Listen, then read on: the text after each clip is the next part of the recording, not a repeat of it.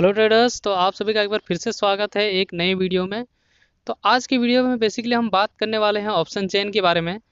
Option chain के हर एक बारीकियों को आज हम लोग समझने वाले हैं, उसके एक एक पॉइंट को हम लोग देखने वाले हैं कि कौन कौन से चीज़ होते हैं जिसे हमें ध्यान में रखना चाहिए ट्रेडिंग करते वक्त, और ऑप्शन चेन में क्या क्या चीज़ का एनालाइज किया जाता है।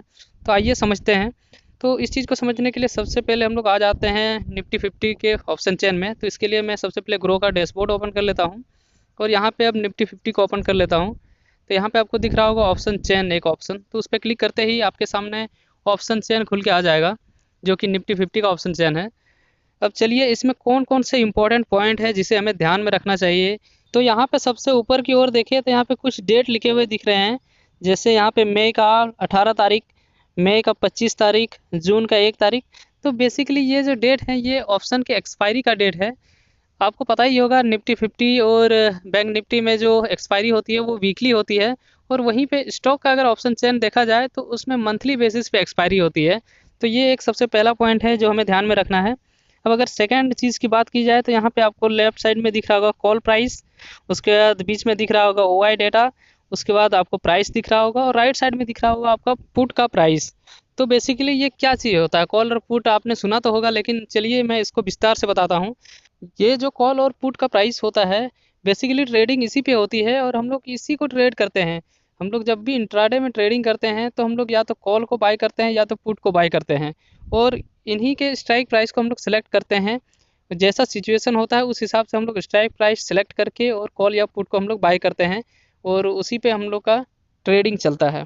आइए अब समझते हैं कि स्ट्राइक प्राइस क्या होता है।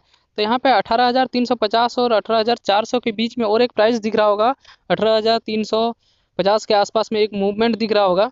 बेसिकली ये जो मूवमेंट हो रहा है इसी को हम लोग स्ट्राइक प्राइस कहते हैं, और ये प्राइस किसी इंडेक्स या स्टॉक का करंट प्राइस होता है। अब समझते हैं ओआई डेटा को। तो ओआई का फुल फॉर्म होता है ओपन इंटरेस्ट। तो ये वो डेटा होता है जो हमें बताता है कि किसी पर्टिकुलर स्ट्राइक प्राइस को कितने लोग बाय करने के लिए इंटरेस्टेड हैं। फॉर एग्जांपल 18,350 में 1 लाख ओआई खड़े हैं, तो इसका मतलब है कि 1 लाख लोग इंटरेस्टेड हैं उस स्ट्राइक प्राइस को बाय करने के लिए।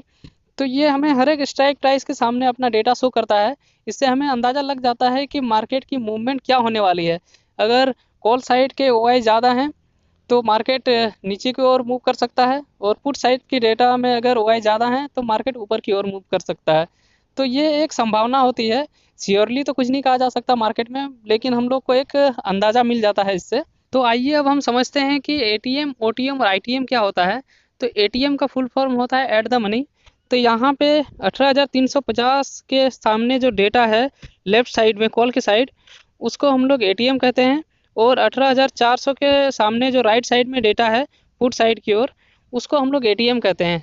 तो स्ट्राइक प्राइस के जस्ट एक ऊपर कॉल साइड, उसको हम लोग एटीएम कहते हैं, और वहीं पे 18,400 यानी स्ट्राइक प्राइस के जस्ट नीचे राइट साइड पुट साइड, उसको हम लोग एटीएम कहते हैं, और इसके ऊपर का जो डेटा होता है उसको हम लोग आईटीएम कहते हैं यानी इन द मनी। और सेम कंडीशन पुट साइड में भी 18,400 के जो नीचे अंदर डीप की ओर जो डेटा होता है उसको हम लोग आईटीएम यानी इन द मनी कहते हैं।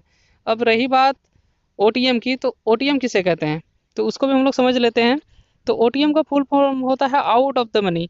तो यहाँ पे कॉल साइड में 18,400 के सामने जो डेटा है, 18,450 के सामने जो डेटा है, इसके नीचे जो भी डेटा है उसको हम लोग ओटीएम कहते हैं यानी आउट ऑफ द मनी कहते हैं।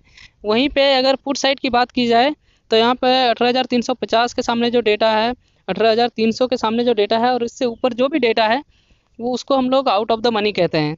तो ये है एटीएम, आईटीएम और ओटीएम का कॉन्सेप्ट। तो ये थे कुछ ऑप्शन चेन के इंपॉर्टेंट पॉइंट्स जिसे समझना काफ़ी ज़रूरी होता है अगर आप एक इंट्राडे ट्रेडर हैं। तो आगे हम लोग बात करने वाले हैं इसके नेक्स्ट सेकंड पार्ट में कि कौन कौन से स्ट्राइक प्राइस का सिलेक्शन करना चाहिए, किस प्रकार से इंट्राडे ट्रेडिंग होती है, कौन कौन से इंपॉर्टेंट फैक्टर के बारे में हमें जानना और ज़रूरी होता है। तो आज की वीडियो में इतना ही, और अगर आपने भी कोई डीमैट अकाउंट नहीं ओपन किया है तो ग्रो और धन का अकाउंट ओपनिंग का लिंक आपको डिस्क्रिप्शन बॉक्स में मिल जाएगा, वहाँ से आप अकाउंट ओपन कर सकते हैं। तो आज का वीडियो देखने के लिए बहुत बहुत धन्यवाद।